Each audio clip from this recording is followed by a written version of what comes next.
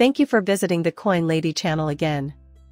Dear everyone, Judge Sarah Net Byrne must decide whether the expert testimony and materials presented by Andrea Fox, the accountant for the SEC Enforcement Division, constitute new expert testimony or a summary of earlier testimony. The court will disregard the phrase in the SEC opening brief about post-complaint accounts. Judge Net Byrne's decision on May 6 could have an effect on the most alluring case for a time of discouragement and injunction. Along with the move to strike briefs, the SEC must also submit a reply brief. With the submission of the reply brief on March 22, the filing of the remedy-related briefs came to a close. On April 22, the SEC filed its opening brief. There will be no trial for investors to contemplate after Ripple filed its reply brief. Both XRP and Ripple will remain in the dark until a judge decides on Ripple's punishment for violating U.S. securities laws. Unfortunately, the SEC is likely to stretch the case beyond 2025 by appealing the programmatic sales of XRP order. With programmatic XRP sales, the third part of the Howey test is not met. Judge Annalisa Torres's July 2023 ruling states that the possibility of an appeal by the SEC of the programmatic sales judgment activity in the SEC versus Coinbase case is a continuing obstacle for XRP. This possibility is expected to gain momentum as the deliberation stage of the case involving Ripple approaches. John E. Dixon, a candidate for the Senate? Additionally, cryptocurrency attorneys tackle the SEC v. Coinbase lawsuit. An amicus curiae brief was filed on behalf of 4,000 Coinbase customers on Friday, April 26, by Johnny Deaton, creator of Crypto Law, U.S. and a candidate for the U.S. Senate. Also, the amicus curiae brief backs Coinbase's request to pursue an interlocutory appeal from the decision on the dismissal motion. Judge Catherine Fala denied the motion to dismiss the accusations of operating as an unregistered securities exchange. Both the SEC versus Ripple case and the programmatic sales of XRP ruling were challenged in March by the preliminary statement that referenced to the SEC's argument to launch an interlocutory appeal. Nearly everyone believes, including the SEC in the Ripple case, that the cryptocurrency industry, and Coinbase users in particular, are in dire need of legal clarification in the U.S. The SEC states that an interlocutory appeal is justified when there is a valid reason for a dispute. The Axios was denied by Judge Annalisa Torres in October their request to initiate an interlocutory appeal against the programmatic sales of XRP judgment.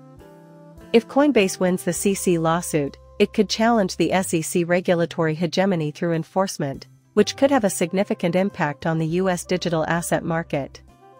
John Denton, an outspoken supporter of XRP and an attorney, has recently attacked Securities and Exchange Commission Chairman Gary Gensler with a sharp criticism. If evicted, this might put an end to the SEC's attempts to appeal the programmatic sales of XRP ruling. He said that by upholding bad faith regulations, Gensler was infecting the entire agency.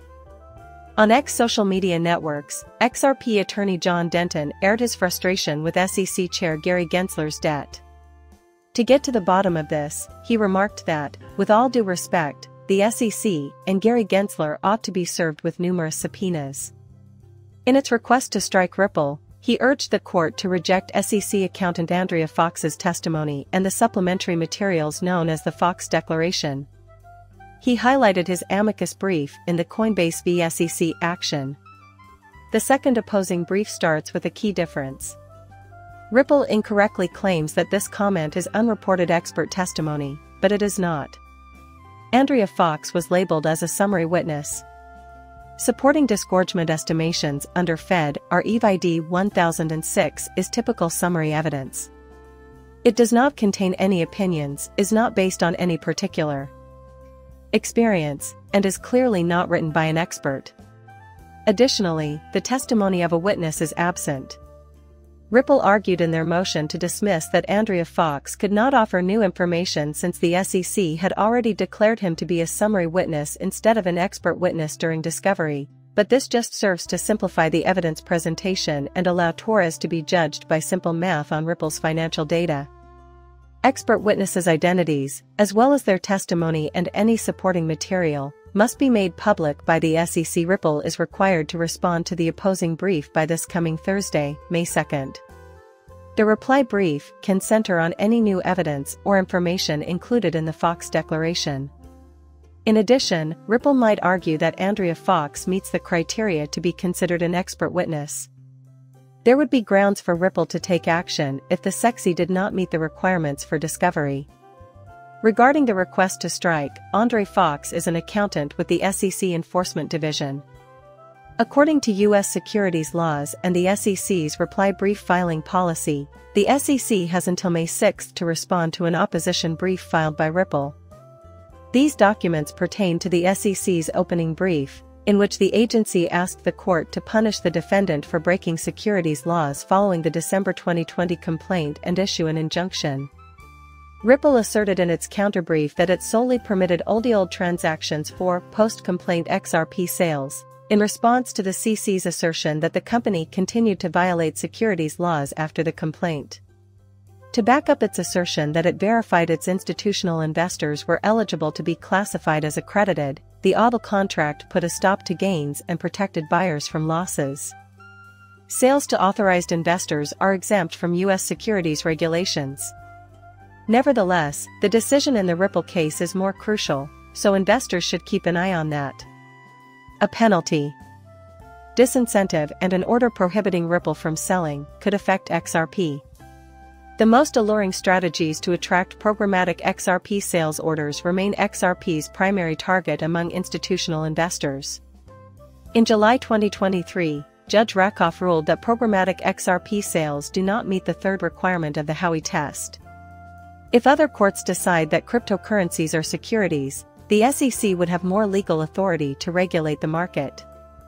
In December, Judge Rakoff found that DogeCoin and Terraform Labs failed to register Luna's interest as a security. Judge Rakoff also rejected Coinbase's motion to dismiss accusations against MTD for operating as an unregistered securities exchange in March. A move to appeal the ruling was submitted by Coinbase in the interlocutory phase.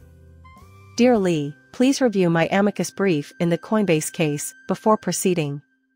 Part of the brief shows that Gensler is an agency-wide bad faith regulator in response to comments made by Patrick McHenry, chairman of the House Financial Services Committee, about the present litigation involving Consensus and the SEC. A federal judge recently sanctioned SEC enforcement lawyers for lying to the court, and this criticism comes just months after. According to new evidence, Chair Gensler unabashedly lied before Congress when he declared McHenry.